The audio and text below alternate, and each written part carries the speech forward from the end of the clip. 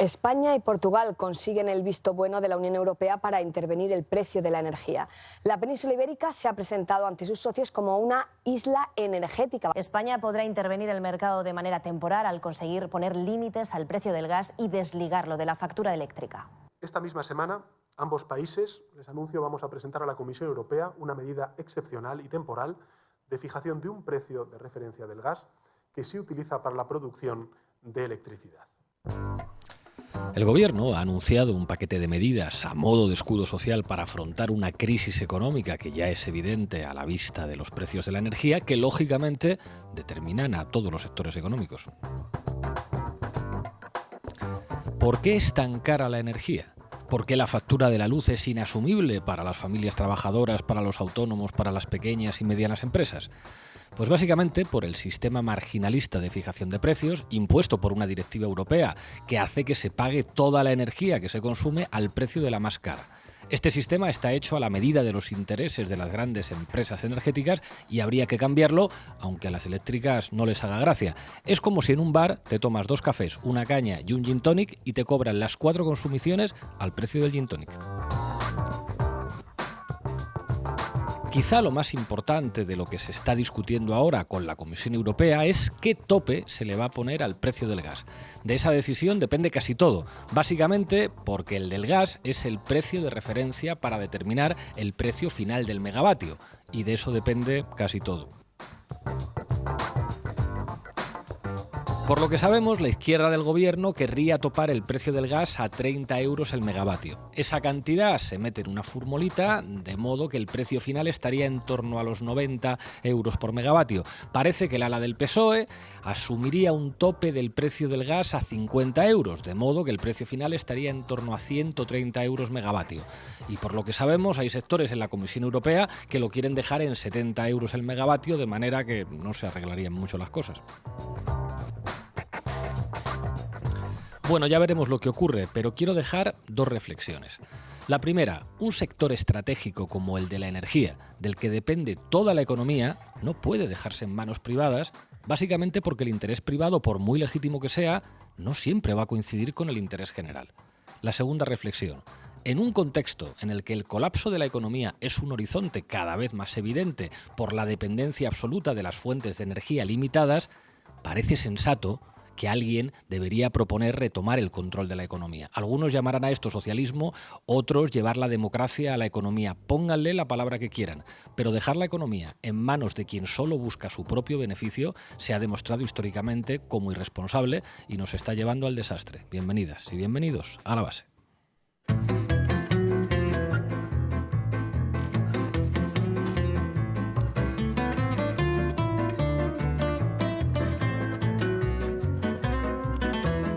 La Base, de lunes a jueves en Público. Bueno, hoy en La Base hablamos de la factura de la luz, del gas, del plan de choque anunciado por el Gobierno, de la península ibérica como isla energética, de economía, de agotamiento de los recursos y de cambio en el modelo productivo. Para ello, como siempre, con Sara Serrano analizando los datos. ¿Qué tal? Buenas tardes. Manu Levín añadirá, como siempre, lo que dicen los medios de comunicación. Muchísimas gracias por estar aquí un día más. Buenas tardes, Pablo. Contamos en nuestra mesa de debate con Yayo Herrero. Bienvenida a La Base. Hola, buenas tardes, gracias. Y también con Alejandro Tena. Muchas gracias por estar aquí. Buenas tardes, Pablo. Gracias. Vamos a entrevistar dentro de un rato a Antonio Turiel, es doctor en física teórica y científico del CSIC y sabe mucho de estas cosas. Y hoy, que es lunes, en Placeres Culpables, Anita Fuentes analizará la gala de los Oscar ayer en Estados Unidos, que dejó muchos titulares. Arrancamos, Lolo. La base de datos. Buenas tardes, Sara. Buenos días en América Latina. ¿Qué tal? Buenas tardes. En primer lugar, quería explicar hoy qué significa que Bruselas haya reconocido a España y a Portugal como una isla energética. El pasado viernes, el Consejo Europeo concluyó que la península ibérica, debido a su baja interconexión energética con países vecinos, puede adoptar medidas específicas para bajar el precio de la luz. Para que tengamos el dato actualizado de hoy, hoy lunes 28 de marzo, el megavatio hora se pagará a 231 euros. ¿Pero qué significa exactamente eso de ser una isla energética? energética? Pues el término hace referencia a la baja interconexión energética que tienen tanto España como Portugal con otros países. Actualmente la interconexión de la península ibérica con Francia es inferior al 3%. Esta cifra está lejos del 15% que recomendaba alcanzar para 2030 la Unión Europea. Esta baja interconexión a nivel europeo se traduce en que hay una mayor dependencia del gas ruso, pero también del gas licuado de Estados Unidos. Vamos a escuchar a Pedro Sánchez en la rueda de prensa tras el Consejo Europeo del pasado viernes. Se trata, por tanto, de una medida excepcional, temporal, que no supone subvencionar al gas, que no distorsiona los incentivos que nos hemos marcado desde Europa y que también asumimos en primera persona desde España, que tienen que ver con las energías renovables, su impulso, su extensión, ni tampoco con los flujos de electricidad entre los países. En definitiva, una medida que no distorsiona el mercado europeo de la electricidad. Que es interesante lo que dice el presidente, porque dice una medida temporal y excepcional. Luego preguntaremos a Antonio Turiel qué significa esto de responder con medidas temporales y excepcionales a realidades estructurales, pero creo que es importante quedarnos con el dato de lo que ha dicho, temporal y excepcional. Sí, se trata de una excepción temporal mientras la guerra de Ucrania altere los precios de la energía. El objetivo es rebajar el precio de la luz en España y Portugal sin modificar las tarifas a nivel europeo. Lo que pasa es que sería, digo yo, sensato una respuesta de la Unión Europea a los beneficios caídos del cielo, a los topes del precio del gas o a la propia reforma del mercado energético, y de eso parece que de momento no hay mucho. No, Alemania se opone firmemente a ninguna modificación de las tarifas en la Unión. Esto explica que Olaf Scholz facilitara el acuerdo con España y Portugal a última hora. Recordemos también que la península ibérica suma 7 plantas regasificadoras que pueden contribuir a disminuir la dependencia alemana del gas ruso. Bueno, pero explícanos qué medidas se van a tomar entonces para intentar limitar el precio de la factura. Pues dentro del plan de choque contra los efectos de la guerra que ha anunciado Sánchez esta mañana se incluye presentar una propuesta a Europa junto a Portugal para fijar el precio del gas, extender el bono social eléctrico para que llegue a 600.000 familias adicionales, rebajar unos 1.800 millones de euros los cargos de la factura, lo que supone bajarla aproximadamente en un 55%, extender hasta el 30 de junio las medidas fiscales vinculadas a la luz y también la reducción de los beneficios caídos del cielo, y además impulsar medidas adicionales para fomentar tanto el ahorro energético como el uso de las renovables. Pero además de estas medidas específicas para rebajar los precios del gas o de la luz como consecuencia de bajar los precios del gas, ¿qué medidas incluye aparte de todo esto el plan de choque? Pues Pedro Sánchez ha anunciado un plan de choque de 16.000 millones de euros contra los efectos de la guerra que estará vigente hasta el próximo 30 de junio. Entre las principales medidas están ayudas al carburante con una bonificación de 20 céntimos por litro a todos los ciudadanos, 450 millones de euros de ayudas directas a transportistas, 10.000 millones en avales del ICO y ayudas al campo y la pesca, limitar al 2% las revisiones del precio de los alquileres ligadas al IPC, aumentar el ingreso mínimo en un 15%, medidas para evitar los despidos como los ERTE y un nuevo plan de ciberseguridad dotado con 1.000 millones de euros. ¿Y qué más? Pues para terminar, ahora que se están planteando regular los precios del mercado energético, creo que no está de más recordar los intereses que tiene el ala derecha del Gobierno en el sector. Recordemos que 3 presidentes, más de 20 ministros y varias decenas de secretarios de Estado han acabado sentados en los consejos de administración de las grandes eléctricas. Entre ellos se encuentran miembros del PSOE como Felipe González, Miguel Boyer, Elena Salgado, Pedro Solbes, Cristina Garmendia, Javier Solana, Josep Borrell o Antonio Carmona. Impresionante. Muchas gracias, Sara. A ti. Esperamos que nuestros parlamentarios sigan haciendo honor a la historia de nuestro partido, saliendo del Parlamento exactamente igual en cuanto a bienes, en cuanto a fortuna, en cuanto a favores, que cuando entraron. Vaya, con la profecía de Felipe González. Buenas tardes, Manu. Buenas tardes. Pues vamos a centrarnos, si os parece, en el tratamiento mediático de uno de los elementos que se está discutiendo y sobre el que se han anunciado medidas, que es precisamente la cuestión del precio de la energía. Mete cabecera, Lolo. Titulares al banquillo.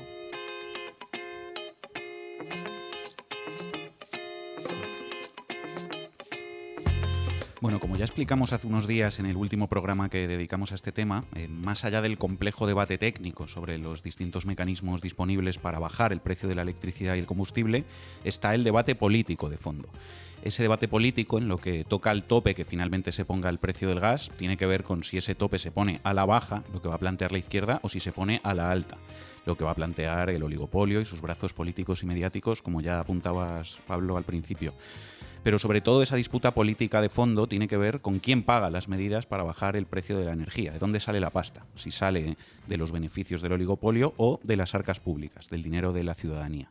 Y lo que ha habido y continúa habiendo en buena parte de los medios de comunicación es una verdadera campaña para lograr que lo que suceda sea lo segundo, que el coste de las medidas recaiga sobre las arcas públicas y no sobre los beneficios del cártel de la energía. El principal mantra de esa campaña, ¿cuál es? Pues que bajen los impuestos. Escuchamos a Ángela Martialay, periodista del Mundo, esta mañana en el programa de Carlos Herrera en la cadena COPE. En el momento en el que el precio de la energía también va moviéndose cada día, es decir, al final ahí eso tiene difícil solución. El problema es que sí que se podría bajar los impuestos, y eso lo notaríamos todos los ciudadanos, y es una vía que está planteando el Partido Popular. En fin, lo que hay que hacer es bajar los impuestos como pide el Partido Popular. O sea, yo creo que ya nadie se sorprende de que en la radio de los obispos, los periodistas de derechas no solamente repitan los argumentarios del Partido Popular, sino en este caso los argumentarios de las eléctricas. Claro, lo llamativo es que en la radio de los obispos no se quejen de esa parte de los impuestos que va directamente a través de una casilla específica a la Iglesia Católica, con la que después se financia la COPE y 13TV. Exactamente, esos impuestos están bien pagados. Por cierto, cuando decían que el PP pide que se bajen los impuestos, se les ha olvidado decir que quien subió el IVA de la electricidad al 21% fue el gobierno de Rajoy, porque el actual gobierno de coalición lo bajó al 10%. Ignacio Camacho, del diario ABC, en la misma línea también esta mañana en la COPE. Es que simplemente bajando unos impuestos que descarguen 20, 40 céntimos, como han hecho otros países europeos en el litro de combustible, hombre, yo creo que el alivio de los transportistas sería notable. Han forzado en Europa, como sabemos, el planteamiento de intervención específico para la península ibérica para no tener que bajar los impuestos, porque está recaudando muchísimo dinero. El gobierno está recaudando muchísimo dinero. ¿A qué me suena a mí esto? Pues te debe sonar porque es justo lo que dijo Feijóo hace unos días. El gobierno se está forrando con el incremento de la luz y con el incremento de la gasolina. ¿Por qué? Porque el 50% del precio de la luz y el 50% del precio de los carburantes son impuestos. Por eso me sonaba así cuando Feijóo dijo que el gobierno se está forrando de impuestos. Bueno, pues así es como funciona la prensa libre en España. Queridos oyentes, la derecha lanza una consigna y, por delirante que sea, hay decenas de periodistas y tertulianos, por supuesto muy independientes, que se dedican a repetir la última chorrada de Feijóo en este caso. Pues ojo, porque este fin de semana Feijóo ha seguido con el mismo argumentario y se ha sumado también Isabel Díaz Ayuso. Escuchamos un momento de La Sexta Noticias de anoche y otro de esta mañana en Telemadrid. Feijóo insta a Sánchez a bajar los impuestos del combustible y propone un ajuste del gasto político y burocrático, pero ve difícil que pueda pactarlo con Sánchez. La presidenta de la Comunidad de Madrid ha pedido a Pedro Sánchez que deje de poner parches en alusión a esa isla energética y que baje los impuestos ya para ayudar a las familias ante la escalada de los precios. Yo creo que todas las medidas que no sean encaminadas a bajar drásticamente los impuestos no van a servir, podrán ser apaños, pero al final de mes las familias españolas, el que viene, el siguiente, seguirán pagando un alto coste por la luz, por los carburantes, etcétera. Hay que bajar drásticamente los impuestos. Los representantes políticos de las eléctricas, bueno, supongo que Telemadrid, además de repetir la propaganda de Ayuso, también hablaría de que la Fiscalía Europea ha pedido investigar por malversación de fondos públicos a la presidenta de la Comunidad de Madrid, o de esto ya no. De eso creo que lo cuentan mañana. De momento se quedan más bien en lo de la propaganda. Y atención a la encuesta que este sábado lanzó Telemadrid a sus lectores. Sondeo Telemadrid. ¿Cree que el gobierno se está forrando con los impuestos de la gasolina, la electricidad y el gas, como ha denunciado Feijóo? Participa. O sea, Teleayuso, usando como pregunta de una supuesta investigación sociológica la barbaridad de que los impuestos no sirven para redistribuir la riqueza, sino que eso es básicamente para que los gobiernos se forren. En fin, es como si dijera, sujétame el cobata, que convertimos la pregunta de Feijóo en una encuesta.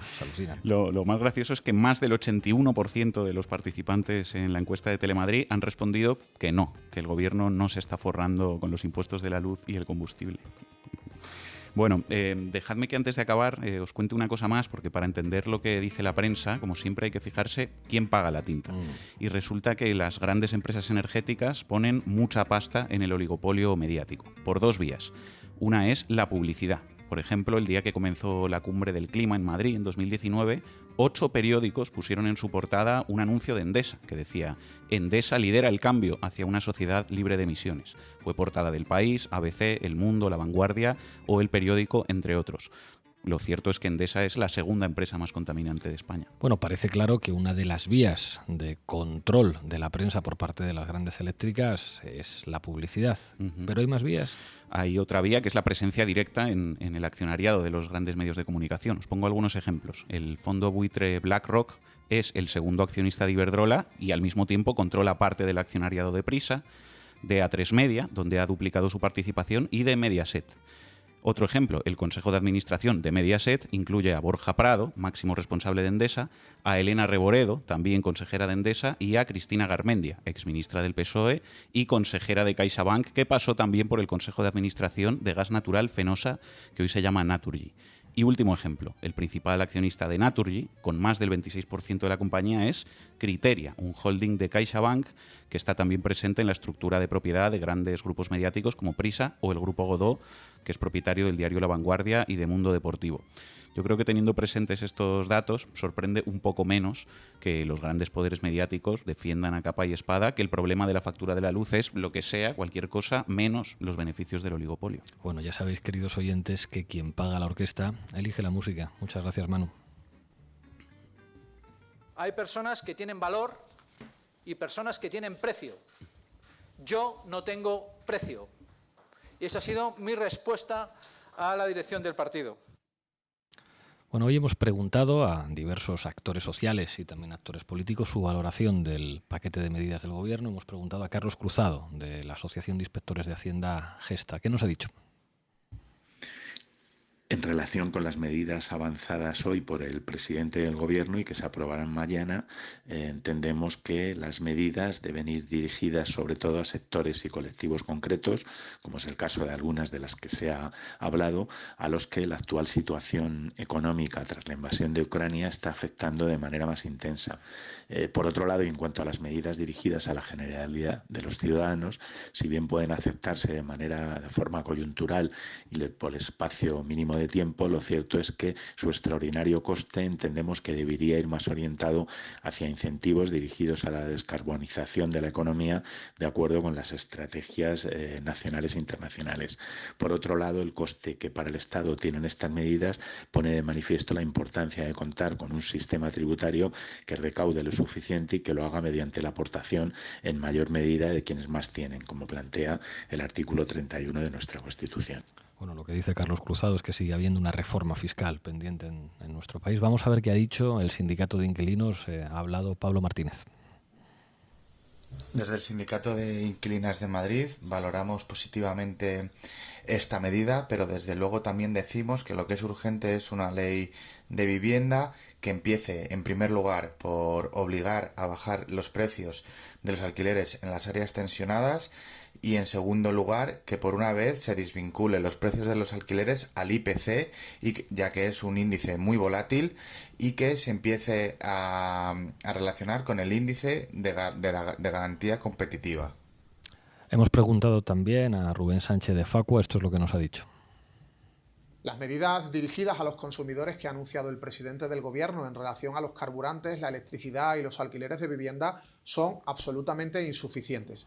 En el caso de las gasolinas, el recorte es ridículo, solo 20 céntimos, de los que las 3/4 partes las pagamos todos, son bajadas de impuestos. A las petroleras solamente se les exige un pseudoesfuerzo de reducir en 5 céntimos sus precios, justo después de que en solo 6 días el diésel se ha encarecido en 8 céntimos. Es decir, las petroleras han estado aumentando aún más sus márgenes de beneficio justo antes de que el Gobierno fuera a anunciar ese tímido recorte que les imponía en los precios. Es una auténtica tomadura de pelo.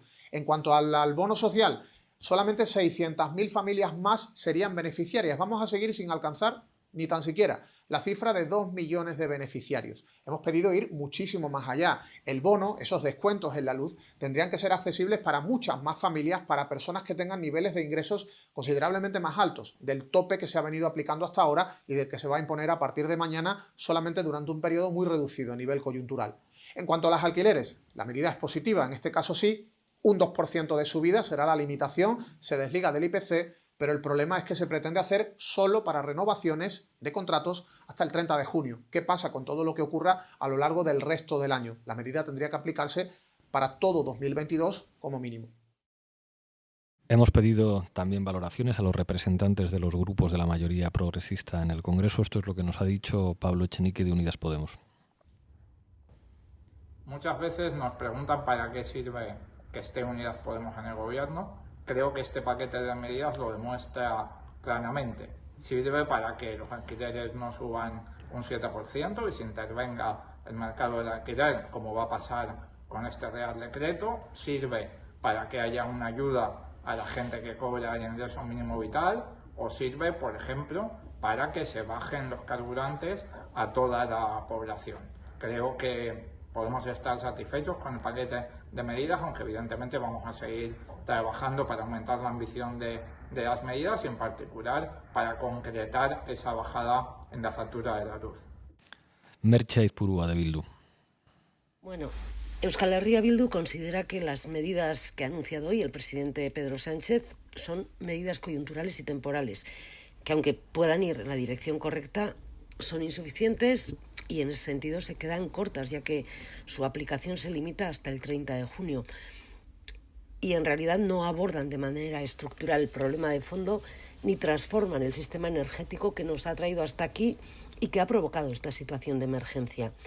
Nos parece positivo que no se haya optado por una rebaja generalizada de impuestos, tal y como pedía la derecha, porque eso tendría consecuencias directas en las políticas públicas a través de recortes, y también compartimos algunas de las medidas adoptadas, como la de ampliar el alcance del ingreso mínimo vital, aplicar el descuento de 20 céntimos por litro de carburante, activar los mecanismos de regulación de empleo para evitar los despidos o aumentar los beneficiarios del bono social eléctrico, o las ayudas directas que se han anunciado a pequeñas y medianas empresas. Son estas algunas de las medidas que pedimos al Gobierno en la reunión que mantuvimos la semana pasada y que hemos reiterado en la llamada que hemos tenido esta mañana. No obstante, creemos que las medidas anunciadas por el Gobierno deberían de ser más ambiciosas, deberían de ir más allá, para que esta crisis no la paguen los de siempre, para que sus consecuencias no recaigan sobre los sectores más vulnerables. Gabriel Rufián, de Esquerra Republicana. Bueno, más allá de la fobia persistente de este gobierno a comunicarse de una forma normal con los grupos parlamentarios que le dan apoyo de forma habitual, nos parece que son soluciones coyunturales que no entran en un cambio de modelo real, estructural. Muchas de las iniciativas se podrían haber hecho mucho antes de que pasara todo lo que está pasando, como desligar el gas de la luz y, por ejemplo, hay una propuesta estructural que nosotros venimos defendiendo hace mucho tiempo, que es meterle mano a las grandes fortunas de este país y también a las grandes eléctricas de este país. Y un impuesto realmente importante para que los que más tengan aporten un poquito más con la que está cayendo, ¿no? Creo que hasta que esto no se haga, hasta que no se plantee un cambio de modelo real, por no hablar de otros, pues estaremos hablando de parches. Mireia Vehí, de la CUP. La valoración de la CUP sobre las medidas de Sánchez va a ser, en primer lugar, precavida, en el sentido de que somos conscientes que no hemos visto el detalle y hasta mañana que no lo tengamos en papel no podremos opinar con conocimiento total de causa, pero con lo que conocemos hasta ahora es positivo que el Ejecutivo de Pedro Sánchez reaccione en favor de las clases populares, pero a nuestro criterio comete dos errores grandes. El primero es que todas las medidas van a ser a crédito del Estado, no hay reparto de costes. No va a haber un solo impuesto a las grandes corporaciones para que repartan la riqueza y, por lo tanto, hacer medidas a crédito quiere decir que a medio plazo el coste de la crisis va a volver a recaer sobre la ciudadanía. Y el segundo elemento es que no hay un replanteamiento profundo del modelo energético y pensamos que la problemática que hay ahora encima de la mesa es mucho más importante que la regulación de los precios del mercado marginalista, en el caso de la electricidad, por ejemplo, y va de replantear el marco productivo y energético con una profundidad mayor. Bueno, tengo que deciros que hemos pedido también su opinión a los portavoces del Grupo Parlamentario Socialista, de Más País y de Compromís. No ha sido posible contar con ella, pero se la seguiremos pidiendo. Tenemos conectado por Zoom a Antonio Turiel, es doctor en física teórica, científico del CSIC, sabe mucho de energía. Buenas tardes, Antonio. Gracias por acompañarnos una vez más en La Base. Te quiero preguntar, ¿se justifica, digamos, el optimismo del Gobierno respecto a que España y Portugal sean consideradas islas energéticas? Bueno, que seamos una isla energética, la cual cosa es cierta. Yo creo que es beneficioso, de hecho, para nosotros porque nos quita una parte de la presión que hay en Europa y en particular en el abastecimiento del gas y de electricidad y posiblemente en las próximas semanas del diésel. Yo optimismo, creo que tampoco hay motivos para optimismo porque estamos en un problema estructural grave y además, lógicamente, se va a intentar repartir la carga que viene hacia Europa, hacia todos los países. Que Europa reconozca que tenemos una cierta capacidad de regular la electricidad, porque al final es lo que se habla, independientemente de nuestros socios europeos, es algo positivo, pero habrá que esperar a ver qué plan presenta el Gobierno y a ver si Bruselas da el visto bueno, porque es que el problema es que Bruselas tiene que dar el visto bueno al plan que se presenta. O sea que yo, bueno, creo que es necesario, creo que es importante, me parecería mejor que se quitase el sistema marginalista en toda Europa, sinceramente, pero por lo menos es un intento de ir en la buena dirección, veremos a ver en qué acaba quedando. ¿Te parece posible que se abra el debate sobre el sistema marginalista de fijación de precios? Me parece imprescindible. A mí me parece imprescindible. O sea, la idea del sistema marginalista se basa en una idea errónea, propia de, bueno, pues de economistas clásicos neoliberales, de que fijando el precio de esta manera se fomenta la innovación porque aparecerán nuevas fuentes de energía y nuevos sistemas de producción que se aprovecharán de esta ganancia marginal que pueden tener respecto a la tecnología más cara, introduciendo tecnologías aún caras, pero mejores de alguna manera, ¿no? El problema es que al final eso no viene determinado por las apetencias nuestras, sino por las leyes de la física, y no aparecen nuevas formas de energía ni aparecen nuevos sistemas, y yo creo que a estas alturas hay que reconocer que es un sistema que ha fracasado, porque en una situación en la que el gas cada vez es más caro, este sistema marginalista lo que hace es innecesariamente, porque es un tema normativo, que la electricidad sea cada vez más cara. Y es increíble la resistencia que hay en Europa, porque desde el Gobierno de España esto se iba planteando ya desde hace meses. Es increíble la resistencia a cambiar este sistema. O sea, esto a mí me parece preocupante, porque es obvio que ha fracasado, no está cumpliendo las funciones que en principio para las cuales fue diseñado. Es que hay una cosa que llama la atención. O sea, estamos hablando de una medida que el propio presidente del Gobierno señala como coyuntural, como temporal, que es simplemente topar el precio del gas para que, digamos, en la formulita donde entra ese precio el resultado final sea un poco más pequeño. Pero tú has hablado muchas veces, digamos, de una tendencia hacia el colapso que tiene que ver con el agotamiento del petróleo que tiene la calidad suficiente para producir gasoil, que tiene que ver con los propios límites del gas, que tiene además sus efectos en la agricultura por los fertilizantes nitrogenados que China ha dejado de exportar, por una tendencia al aumento de los precios de los alimentos. Claro, en un contexto en el que la propia dinámica de la energía hace que avancemos poco a poco hacia una suerte de colapso económico, da la impresión que el hecho de que se esté discutiendo simplemente de cómo se topa el precio del gas parece poca cosa.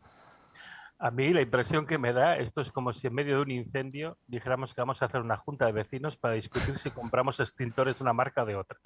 Lo primero es apagar el incendio, ¿no? Entonces, efectivamente, es que es exactamente todo lo que tú has dicho. O sea, tenemos unos problemas increíbles sobre la mesa. Joe Biden, el jueves pasado, cuando estuvo en la cumbre de la OTAN, dijo explícitamente que en el mundo tendremos una escasez de alimentos en las próximas semanas y además dijo concretamente que afectaría a Europa. Por otra parte, tenemos una reunión de las grandes firmas de trading de materias primas del mundo, dando por hecho que va a haber una escasez global de diésel y que además va a ser especialmente dura en Europa. Tenemos que Sri Lanka ha tenido que pedir de urgencia a India que le envíe diésel. Australia, que tiene los inventarios bajo mínimos y tiene dificultades para abastecerse. Pakistán, que ya nadie le envía diésel a Pakistán. Nadie envía diésel a Pakistán. O Alemania, que le está diciendo a sus empresas que hagan acopio de diésel y de gas en previsión de futuros racionamientos. Entonces, yo creo que el contexto es tan extraordinariamente grave y además es una cosa que se habla públicamente, sobre todo fuera de España, como para decir, bueno, sí, lo de la electricidad está bien, es necesario, es fundamental, evidentemente, porque esto hace mucho daño a las empresas y a los particulares, pero está faltando mucha ambición y sobre todo a mí lo que me parece es que hay una obcecación en fórmulas matemáticas completamente arbitrarias de cómo se fijan los precios y demás que no están teniendo en cuenta la magnitud del problema que viene encima, que hombre, que es que hasta el propio presidente de los Estados Unidos te lo está diciendo, yo no sé. creo que es como para pensárselo, ¿no? Antonio Turiel, muchísimas gracias por atender a La Base. Volveremos a contar contigo si te dejas. Muy bien, muchas gracias a vosotros. Hasta pronto. Bueno, estamos ya en mesa de análisis con Alejandro Tena, con Yayo Herrero. Se supone que sabéis mucho de esto. Empiezo contigo, Yayo. ¿Qué habría que hacer que no se esté haciendo? Bueno, yo creo que en primer lugar hacer un análisis material completo de cuál es la situación que tenemos, ¿no? Que es un poco a lo que apelaba yo creo que Antonio con muchísimo sentido. Es decir, aquí hay una tendencia tremenda. Primero era la pandemia, ahora la culpa de los precios de la subida del precio de la energía es de Putin, aunque llevara subiendo 2 años antes.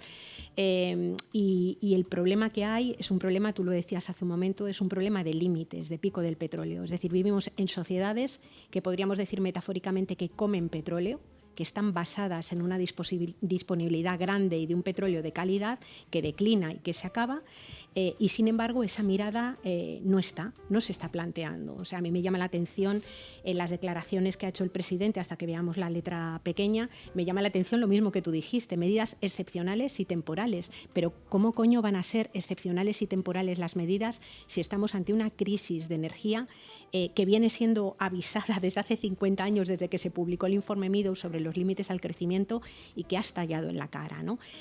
Por otro lado, claro, las fórmulas son tremendas, es decir, vamos a bajar, a poner un tope al precio de la energía, lo controlamos, eso sí, sin tocar el mercado, que siga funcionando bien, compensando a las empresas por aquello que vayan a perder y además distribuido de forma justa. Y eso, en un momento de límites físicos en el que no hay diésel, no hay gas y hay la que hay liada, es puro pensamiento mágico, ¿no? Y quien pierde es pues la mayor parte de la gente que no accede a los mínimos necesarios que tiene, ¿no?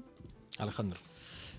Yo creo que más allá de todo esto que comentáis de los límites físicos del planeta y de los recursos naturales que son obvios, creo que es un problema también del mercado y las propias soluciones que se están planteando apuntan al mercado. De hecho, el debate que hay, como bien hablabas en el seno del gobierno, es cuál va a ser el precio, el tope, pero también hay un debate sobre cómo se va a compensar a las empresas.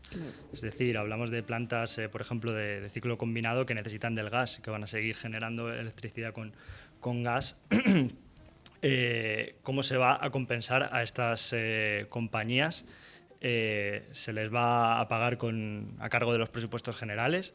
El contribuyente o se les va a recortar finalmente sus beneficios inflados, ¿no? Que llevan disfrutando de ellos durante muchísimo tiempo. Eso ya apunta directamente, yo creo, al problema del mercado, ¿no? Que al final siempre se benefician las propias empresas. Sara. Sí, yo creo que la tesitura a la que nos enfrentamos ahora es si se va a afrontar esta crisis vía los beneficios de las grandes empresas o vía las arcas públicas. Y parece que el paquete de medidas anunciado por Sánchez va en la segunda dirección. Esto es algo que señalaba también antes Rubén de Facua, que cuando decía que la bonificación de la gasolina, el Estado se hace cargo del 75% del coste, mientras que las empresas petroleras asumen solo el 25%, ¿no? Además, se trata de eso, de medidas temporales, medidas de excepcionalidad, que no van al fondo de la cuestión, que es el agotamiento del modelo energético y del modelo extractivista. Y esto es algo que reconocen las propias Naciones Unidas, que no son sospechosas tampoco de ser una asamblea de izquierdistas, que en su último panel sobre el cambio climático establecía que no se puede frenar el cambio climático sin superar el sistema capitalista. Además, en este borrador también lo que decían es que las transiciones no suelen ser suaves y graduales y que pueden ser repentinas y perturbadoras. Entonces, lo que venían a señalar es que no se puede hacer una transición ecológica sin conflictos, sin tener enfrente los intereses de las empresas contaminantes. Y en este sentido, bueno, cabe preguntarse si el Gobierno al final, que es en última instancia, como hemos estado hablando, el principal proveedor de directivos de los consejos de administración de las energéticas, está dispuesto o no a plantar cara a las grandes empresas del sector energético. Manu. Recogiendo precisamente esto último que decíais, me gustaría leeros unos datos que tuiteó hace unos días Julen Boyay, un economista.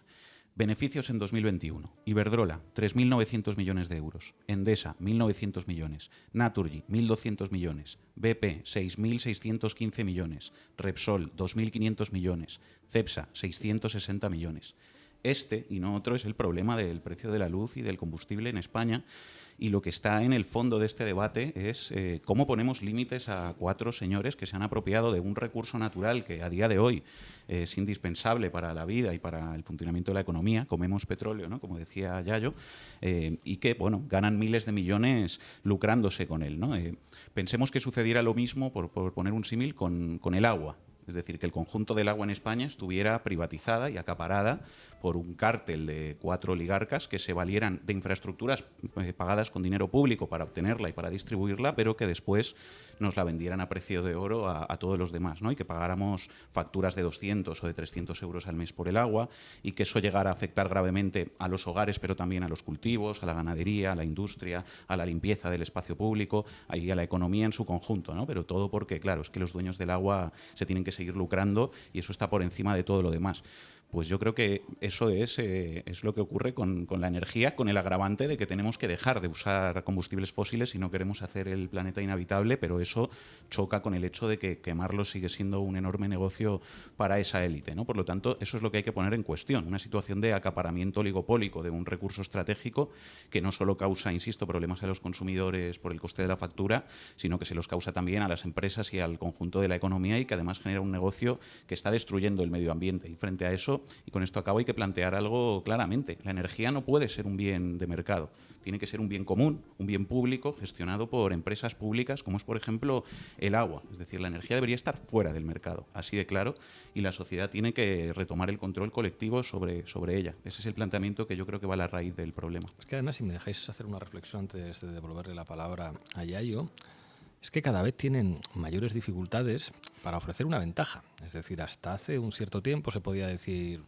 digamos, su argumento podía ser, bueno, es verdad que se está degradando tendencialmente el medio ambiente, es verdad que el reparto de la riqueza es injusto, es verdad que las grandes empresas energéticas lo controlan todo, pero al fin y al cabo hemos generado un modelo social de cierta opulencia para amplios sectores de las poblaciones, y en los países ricos y en los países centrales pues hay, digamos, como bolsas de sectores medios y sectores de trabajadores que pueden tener, digamos, un acceso a una capacidad de consumo que dice, pues será muy injusto, pero este es el mejor de los mundos posibles. Pero claro, en este contexto en el que parece una evidencia que dentro de muy poco, hablamos incluso de meses, va a haber gente que no va a poder llenar la bolsa de la compra con los productos básicos, en los que el encarecimiento del gasoil va a hacer que muchas empresas y muchas industrias tengan que cerrar, porque esto es una, digamos, dinámica tendencial que no se soluciona con inyecciones de liquidez coyunturales y temporales del gobierno. Es que vamos a una situación, digamos, de colapso en el que o alguien toma el control de la economía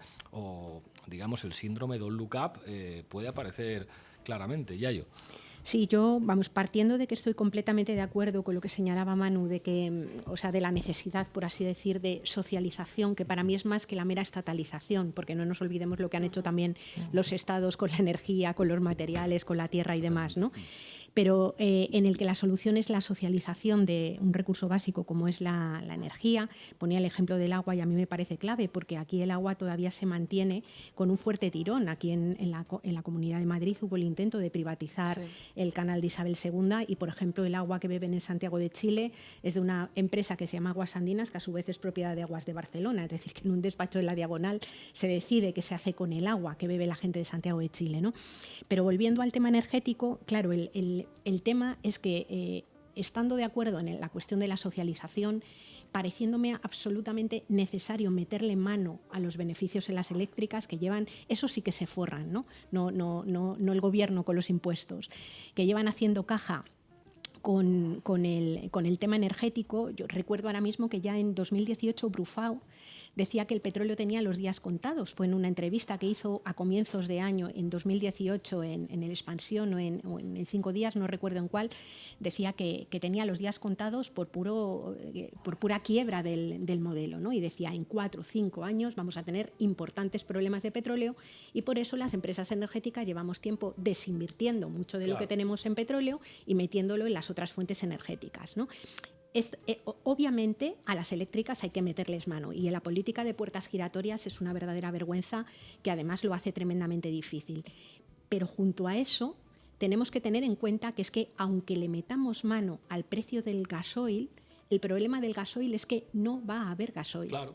Es decir, no hay petróleo de calidad, si es lo de Venezuela, es eso. Efectivamente. Entonces decimos, no hay posibilidad, lo que no hay es posibilidad física y va a haber dificultades físicas, por ejemplo, para que la enorme cantidad de camiones que se mueven por las carreteras se puedan mover, y no lo va a resolver ni siquiera bajar los precios un montón. Y yo estoy de acuerdo que hay que dar apoyos a los transportistas, que además en la mayor parte de ellos son falsos autónomos, explotados y absolutamente vulnerados, ¿no? Pero claro, fijaos, por ejemplo, una ciudad. En una gran ciudad no se produce nada que sirva para estar vivo. Todo tiene que ser metido y la mierda que generamos sacada de la ciudad en camiones. Y por mucho que digan que está el tema de la electrificación, es que el problema es que las renovables hoy están subsidiadas por el petróleo, requieren otros minerales que también son finitos, y que un camión de estos de Tesla tiene la mitad de la carga dedicada a baterías para poder moverse. Es decir, el metabolismo físico es inviable. Y esto peta, no se puede decir, y sería científico decir, si dentro de 3 años, dentro de 5, dentro de 10, pero petar, peta. Y dado el orden de cosas y con la lógica capitalista que hay a la hora de ordenar las cosas, donde al final lo que prima es el beneficio y donde a quienes son dueños de los medios de producción la vida de la gente les importa un carajo, los paganos son la gente que peor está y que es más vulnerable. Por eso la cuestión de lanzar el debate, y yo creo que esto que estamos haciendo aquí es súper importante, porque la mayor parte de los medios de comunicación, aparte de posicionarse como se posicionan, es que yo he leído titulares que te dicen que es que la posibilidad de las regasificadoras de España puede eliminar la dependencia del gas que tiene Europa, y dices, pero que en España no hay gas, que viene de Argelia, claro, ¿no? O sea, yo creo que es fundamental meterle mano a esto, porque lo que necesitamos es un cambio acelerado de metabolismo económico. Alejandro. Yo, precisamente, con todo el tema de la dependencia argelina del gas, yo quiero interpretar esta medida, este reconocimiento de la isla ibérica como algo positivo, y como que finalmente se ha desechado por segunda vez el tema del MidCat, porque hace un par de semanas volvió a estar en el tintero el asunto de volver a construir este gasoducto para conectarnos con Europa, y creo que era un riesgo, era una forma de decir, no vamos a cumplir con los objetivos europeos de transición ecológica porque vamos a seguir apostando por el gas, y en el caso de que se quisiera seguir apostando por cumplir con esos objetivos de transición ecológica, eso estaba lanzando un mensaje de un cortoplacismo, ¿no? de invertir en algo que a buen seguro va a quedar varado, ¿no? Que es dinero que se va a quedar en infraestructura que no vamos a poder amortizar nunca. Yo, con todo lo que decía Yayo, pues creo que no hay una solución a dejar de crecer, y que no vamos a poder plantear una medida estricta decrecentista. Creo que es algo a lo que tendremos que llegar poco a poco, y yo sí que creo que las renovables pueden ayudarnos, sí, sobre todo, pero si las entendemos desde una forma de autoconsumo, claro, ¿no? Puestas al servicio del pueblo, ¿no? Como cooperativas, comunidades energéticas. Si las renovables están en manos de los de siempre... Claro, el problema ahí, o sea, es como... Si la transición energética no es una transición económica también, es decir, porque en realidad al final, o sea, el debate no puede ser solamente decir, no, hay una serie de energías que son limpias y que generan menos residuos y que generan menos problemas de contaminación, pero básicamente las necesitamos para lo mismo, para mover la máquina a los mismos niveles, para impedir, digamos, una manera de organizar la economía distinta, e incluso para cuestionar que la energía sea un espacio de generación de beneficios. O sea, si tú planteas que la propiedad de las energías renovables tiene que ser pública o comunitaria, tú ya estás, digamos, redefiniendo la transición energética en términos económicos. Eso es lo que creo que es muy difícil que se dejen hacer. Lo que han hecho las grandes energéticas es decir, las renovables también soy yo, que yo llevo aquí el pin de la Agenda 2030 y que lo pinto todo de verde y que te planto arbolitos, y las renovables soy yo. O sea, con la publicidad antes que vimos ahí, o sea, las grandes energéticas que se especializaban en el petróleo patrocinando la cumbre del clima, pues es muy revelador de cómo funciona el poder. Yayo, y nos vamos al cine. Sí, no, yo quería señalar, a mí obviamente me parece que el futuro energético, queramos o no queramos, es de las renovables, básicamente porque no va a haber otras. Es decir, que vamos a tener que vivir, queramos o no, de las renovables, ¿no? Pero las renovables son fuentes energéticas que tienen tasas de retorno muy inferiores a las que tuvo el petróleo de alta calidad. Es decir, con esas energías no se puede mantener el tamaño económico de lo que ha hecho el petróleo. Entonces, podemos pensar, si queremos, políticas, y quiero aclararlo, ¿no? Yo cuando hablo de políticas de decrecimiento no estoy hablando de políticas de decrecimiento económico, monetario. Estoy hablando de políticas de decrecimiento de la esfera material de la economía. Podemos pensar en políticas decrecentistas o no, pero el problema es que esas políticas van a venir, queramos o no queramos, por las buenas o por las malas, básicamente porque no va a haber ni petróleo, ni energía, ni minerales para poder mantener políticas de crecimiento. Entonces, podemos hacer el brindis al sol y decir, no hablamos de decrecimiento, pero lo que sucede es que el decrecimiento por las malas es puro fascismo, no es otra cosa. Es que aquellos sectores de población que están amparados por el poder económico, el poder político y el poder militar sigan viviendo como quieren vivir a costa de que cada vez más gente quede fuera. Mientras que una política social, pública, colectiva, debatida, que asuma la inevitabilidad del decrecimiento de la esfera material de la economía es la única posibilidad de que todas podamos tener estilos de vida, condiciones de vida que sean decentes. Muchísimas gracias, Yayo, por acompañarnos. Gracias, Alejandro. Y llega el momento de Placeres Culpables con Anita Fuentes por la cabecera. Lolo.